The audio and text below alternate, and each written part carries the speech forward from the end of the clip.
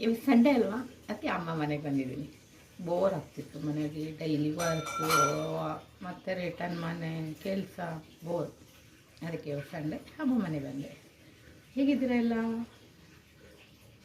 ನನ್ನ ಅಭಿಮಾನಿ ದೇವರುಗಳು ನೀವು? ನಮಸ್ಕಾರ. ನನ್ನ ಹೆಸರು ಭಾರತಿ ಅಂತ. ನನ್ನ ಪಕ್ಕ ದರ್ಶನ್ ಅಭಿಮಾನಿ, ದರ್ಶನ್ ಫ್ಯಾನ್.